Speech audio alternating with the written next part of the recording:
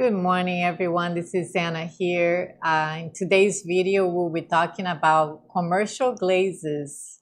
I am a little early, I believe, just a couple of minutes. And I just wanted to give a chance to see who is going to join me today, because this would be a good opportunity to ask me questions about glazes. And it's mostly a beginner's guide, but if you're an experienced potter, you might get something from this, because I'm going to give you all my tips and tricks that I know with commercial glazes. I'm no expert, but the reason I decided to make this vlog, it was because I got an email from a subscriber, and we'll get into that and on her questions. But I told her I was going to make a video to try to answer a lot of her questions. I did give her some quick answers, but I thought this would be a great opportunity to go into depth into all the different types of commercial glazes. So I'm going to wait to see, just for a few minutes, to see if anybody is here to join me. I don't know if I have, let me just check something here. I did put a schedule, but I'm not sure. Yeah, the schedule still shows upcoming on YouTube.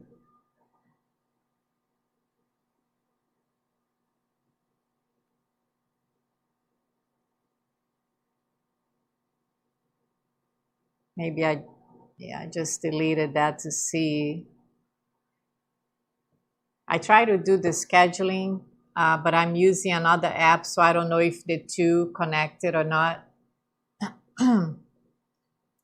Anyways, it's 10 o'clock now. I wanted to give a shout out to two of my friends, Jane from Shoebox Studio and Nat from Mud Magic, and I will put their links for their channel on my comments so you can see. But if you Google those two names, you find them. They do awesome work. I follow both of them, and we're trying to help. Our goal is to always help other potters, and my goal is always to help potters with my tutorials. But they make some awesome work. Jane has been doing the dragons, they're beautiful. You can check out her channel. Please subscribe to both their channels and share their videos.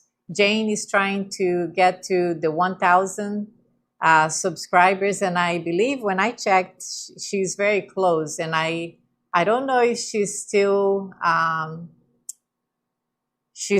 doing the live, because her and Nat visited her, and they were doing a live, just started at 9. So I chatted with them for a little bit, and then I knew I had to do mine at 10 o'clock. So you can still, I think they're still on, so you can see them. Let me see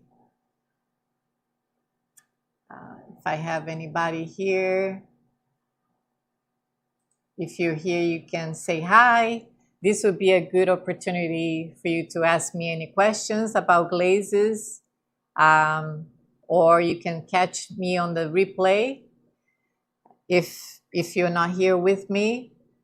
But I'll try to have it so it's not a super long video. These glazes that I'm going to talk about, the categories, will be the glazes that I'm familiar with. They're not all the categories of glazes, because I don't use all, types. Excuse me. But I'll be able to go through a lot of them. Let me just see here. I don't see anybody yet.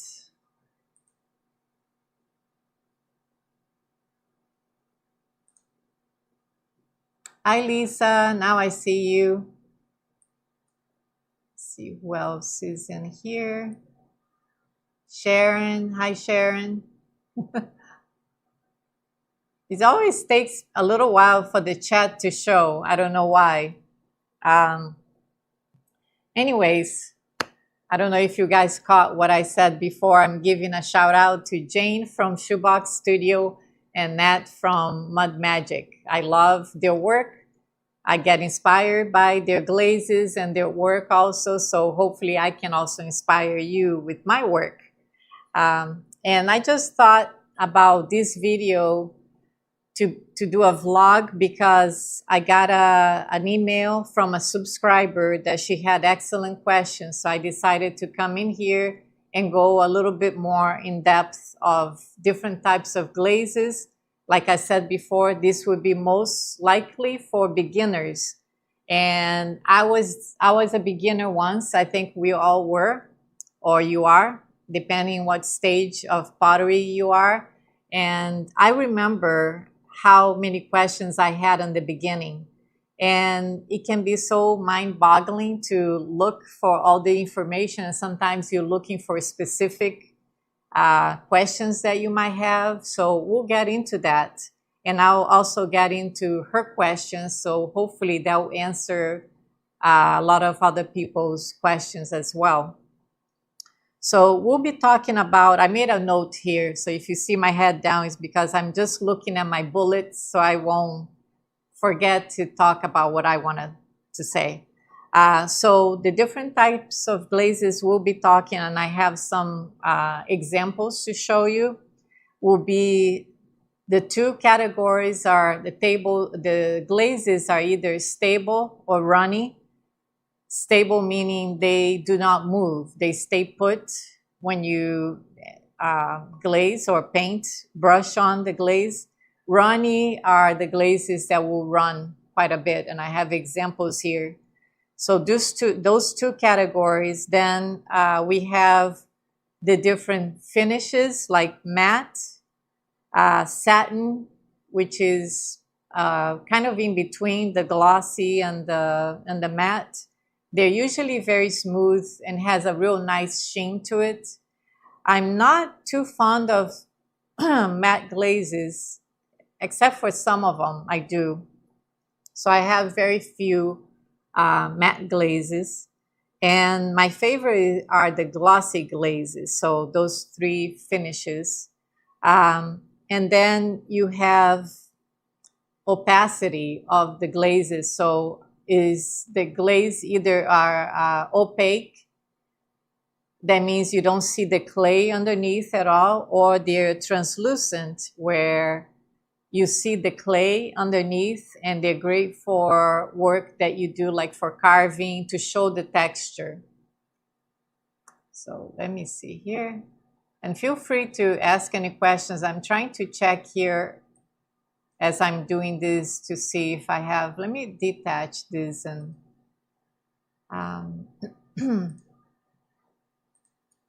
trying to detach my window here, and that way I can maximize it a little and see if I can see that better. Oh, you were following them, Lisa. Yeah, she's so close to coming to 1,000 subscribers. So we're trying to help her out, because once you get to 1,000, you start earning from YouTube. So that's important. And so what I was talking about, opaque and translucent, those are the two other types that we'll get more into depth on those. Then there are these other categories, which are chino glazes. I don't use them that often. I have used them in the past. Chino glazes are known to be stable. They're stable glazes, opaque. I think Coyote has a line of chino glazes, Amico. And again, I have used some. I haven't used them in a while, but they're very pretty glazes, very stable. Crackle glazes are the ones that crazes after you pull it out of the kiln. Usually it starts developing more crackles as the temperature lowers. It's kind of like a misfit with the clay and the glaze, but it creates all these little crackles on the surface, and I love crackle glazes. The only thing is, don't put them inside as a liner glaze because they're not food safe. Mostly because of the cracks. They say that you can get like bacteria in there. My feeling is if you put things in the dishwasher, it's going to be sanitized, but I still don't like using anything that crazes as a liner glaze. Although there are potters that use that, and some people are okay with that. As long as you put it through the dishwasher, I guess it would be okay. I don't like using it. So all these that I'm talking about, those are my own experiences with these glazes. Don't get me for saying something wrong here. It's just what I use and the ones that I'm familiar with. Then you have your Saleladons. Celadon glazes. I know Amico has a whole line of Celadons and other brands as well, like Coyote. Those are usually stable glazes as well. In my experience, all the Celadons that I've used in the past, they are stable. That means they do not run, they do not move.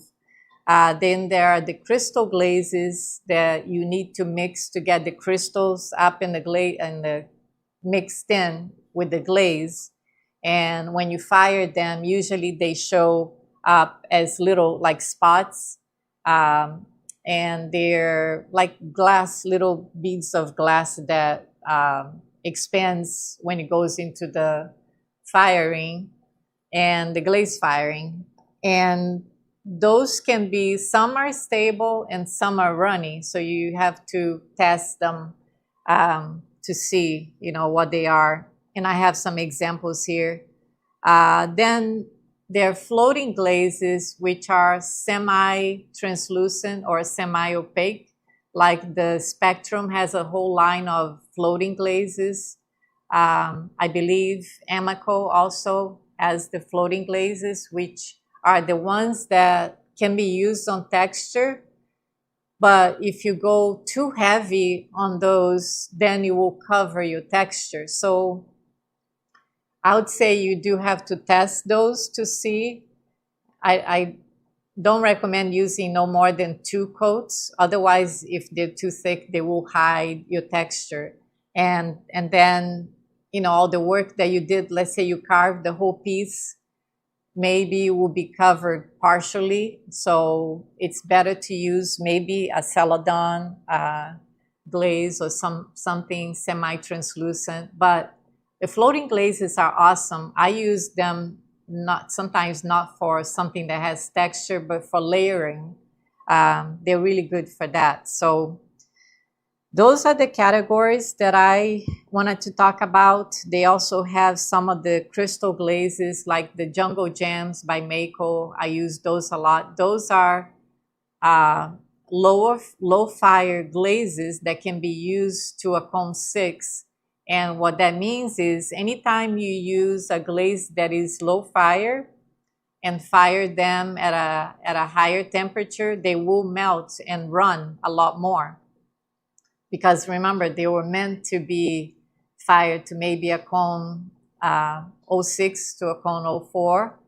But when you take it to a higher temperature, they will be very melty. But it gives a real nice effect if you use it on top of another glaze. It runs and has the little crystals. In fact, Jane uses a lot of Jane from Shoebox Studios. She and Nat also, they use a lot of the Jungle Gems. I use some. I don't have a whole lot, but I have used way in the past. I was using a lot, and then for a while I wasn't using them, and now I use, depending on the effect that I want to have, I use the Jungle Gems glazes. You have to be careful with them because they do craze. So just use it on the outside of a piece. And then, sorry, I'm feel like I'm losing my voice. It's allergies that I have. But another one that I wanted to talk about quickly is Stroke and Coat by Mako. They're very stable glazes. Let's see here. Feel free to ask me any questions. Hi, Sharon. You like the jungle gems? I do too. They're very fun and have a lot of nice effects. But the Stroke and Coats, they are great stable glazes, and they call them the Wonder Glazes because they have a wide range in temperature. So you can fire them from a cone 06, which is a low fire, all the way to a cone 10, which I don't fire. That's really high. My kiln only goes to a cone 8, I believe. And I fire to a 5.5, cone 5.5. So the only thing with the Stroke and Coat, I use them a lot for a certain technique that I use called cuerda seca. And for that technique, I cannot have a glaze that runs because I do the line work and I don't want it to go over my line work. So I want something very stable. So for that technique, I only fire to a cone 5 because what happens if you go beyond a cone 5, the Stroke and Coat, they start moving a little bit. So they start melting a little more and becomes more unstable. And I imagine, I've never tried a cone 10, but I imagine they will run more. Also, they do change colors depending on the color you're using. Some of them do fade at a higher temperature. Even at cone 6, sometimes I have a couple of colors that I don't use anymore because they do fade. So you have to test. But those are the categories that I'll show you some examples. But the email that I got had some specific questions that I'm going to try to answer now. I'm hoping that will answer some of your questions as well. So this subscriber asked, she had a piece that she was making that had like a branch on the rim that she carved. So it was very textured, but then not the bowl was not textured. So just like branches, which I've done that work before. I don't have it here as a sample, but her question is, can I use for the branch, can I use Underglazes with a clear glaze, or can I use a glaze? And my quick answer was, you can use either one. And then she asked, if I do Underglazes and then put clear glaze, will the clear stay put? And my answer is yes. At least in my experience, the clear glazes that I use, one is a mix that I mix Kitten's Clear, and then the other one, the brushing glaze that I use, is HF9 by Emako. It's a zinc-free clear glaze, and it's great for putting over underglazes because it won't fade. I never had any problems. Let me see here, a question. I fired to cone 5 with a 12-minute hold with Stroke and Coat with cuerda seca, no problem. Yeah, cone 5, that's basically what I do too. Cone 5, I do the slow cool, and I do a hold for, you said you do a hold 12 minutes. Yeah, I think mine, I even do a 15. As long as you don't go, like, I'll show you here in a minute. If I go to a cone 6, my line work is real thin. I think it helps if it is a little thicker, the line. But I tend to make thin lines, and I have had it where in some places the glaze have moved a little over the line. Hi, Angela. Hi, Joe. Good morning. Anyways, that's on my experience. So whenever I have the cuerda seca workshop, I always tell people, don't go over a cone 5, maybe a cone 5.5, which usually that's what I get for doing the hold. It goes to a 5.5, which means the cone 6 is starting to go, but not at a 90-degree angle. So my cone 6 is usually like this, and the cone 5 is all the way down, which means it's in between. The peak temperature that I use for both cuerda seca and my regular work is 2185, 2185 Fahrenheit degrees Fahrenheit. And so those are the categories. Oh, getting back to her question. So I use the clear glaze. From my experience, they don't move. They stay put. Now, there might be some clear glazes that run. I've never came across of any that will run. So right there, you can certainly do the underglazes with clear. HF9 is a zinc-free.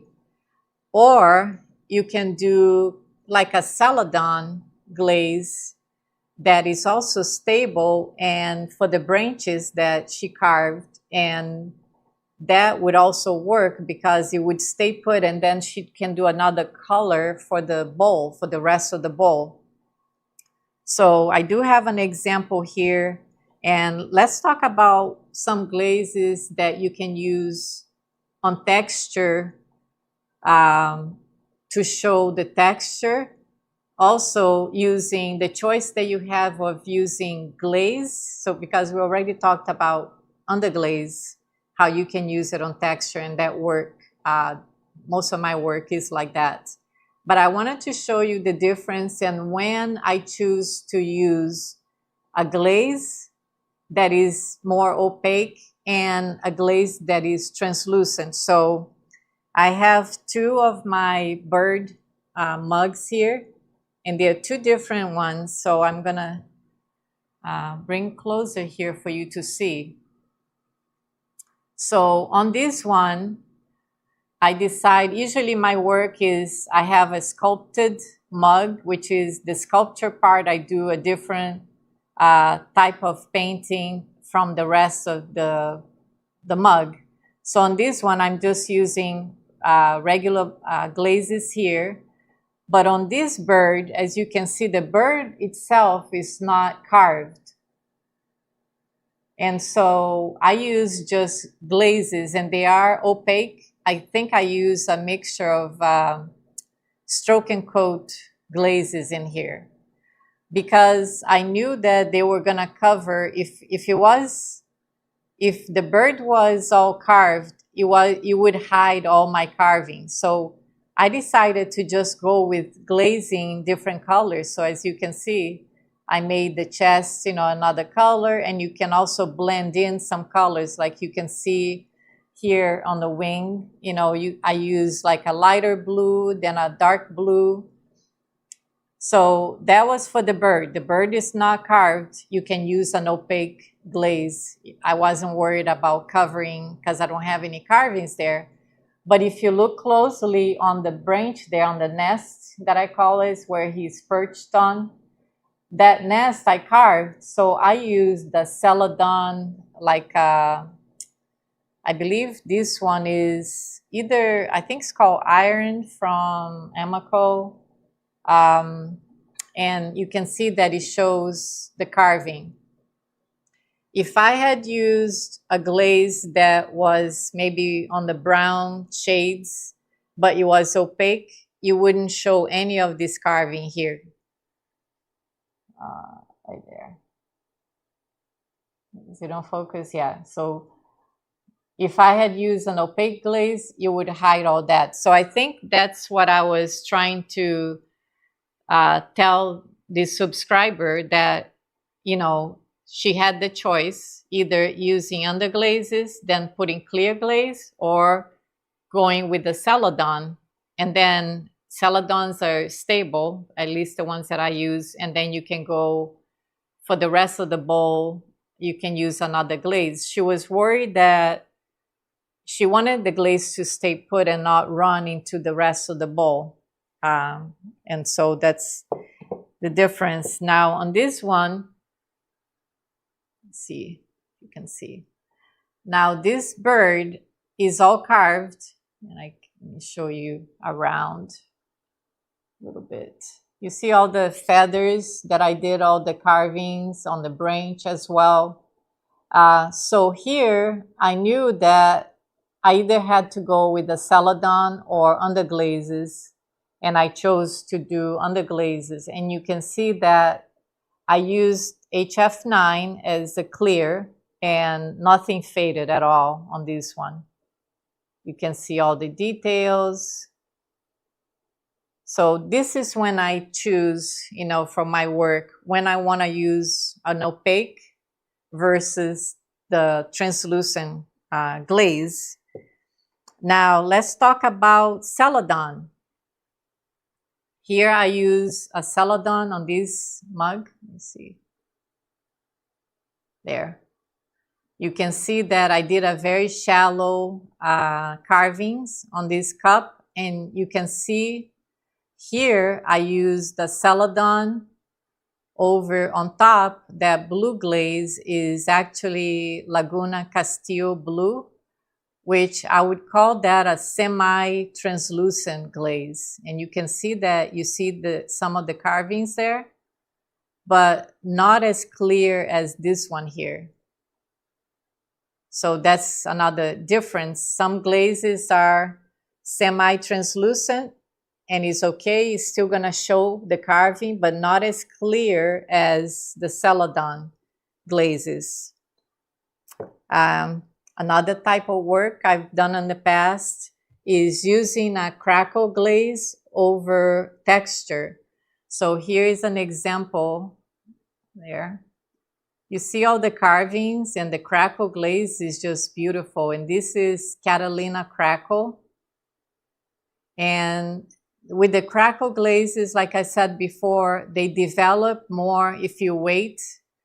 Some people even put it on the freezer to get the crackles quicker, but it developed, you know, later on as the glaze, as the clay cools.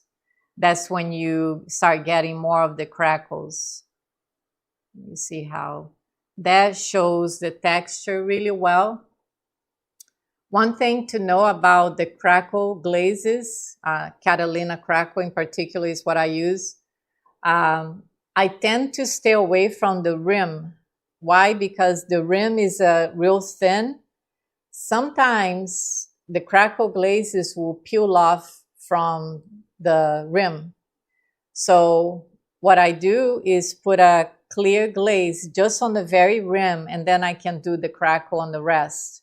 But I try to stay away from the rim part, because I think it was another one that I used from Catalina, from Laguna, called Sky Blue, I think, which is another Crackle glaze, just a little bit more blue than the aqua color from the Catalina Crackle. It's a very beautiful glaze as well, but it does, it happened to one of my pieces start peeling off.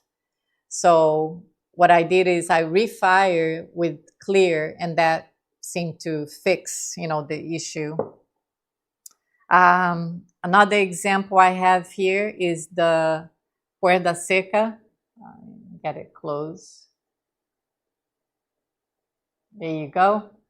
Cuerda Seca have the lines are done with an oil mixture, in this case here. And then I use, these are all stroke and coat, and you can see that they are very stable glazes, but in some areas here, they moved a little bit. Let me see if I can find it. And it's okay when that happens, because my line work is so thin. Maybe, right here, I don't know if you can see right there. I think that feather and that feather kind of ran into each other, the glaze, but I don't have that happen very often. Sometimes it happens in little places, and I'm okay with that. because this is a vertical piece. So chances are that's going to happen somewhere in your design, and I don't worry about it. But so far, this is the best glazes that I found for this purpose, for this technique. That's what I use. So I don't know if you guys, any of you have any questions. I think I have gone over my 30-minute mark. Then the other ones I have just a quick sample here that I was going to tell you. Testing is very important. I do these styles that have, when I'm throwing, because I throw without the bottom to make the test pieces, the test styles. And here's just an example. You carve in lines while the wheel is rotating. You carve in some lines on the top part of your test style.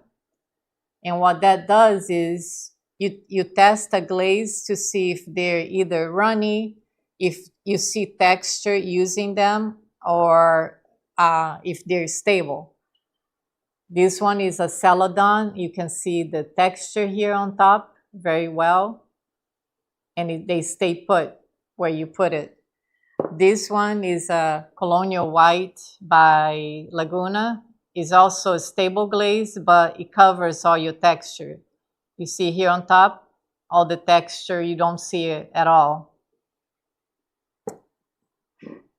Lisa had a question if I have tried Celadon on cuerda seca. I have, and it does work. Not the whole piece. I didn't try doing Celadons on a whole design, but I have used Celadon for, I believe, was this a Celadon? Maybe this was, this is an example, I think. This piece on the water part, because this is representing the water right here. I believe it's Spruce It Up, which is, sorry, not Spruce It Up, Succulent from Amico. So you see, I used that for the water. So it does work. What do you like better, wax or oil for cuerda seca?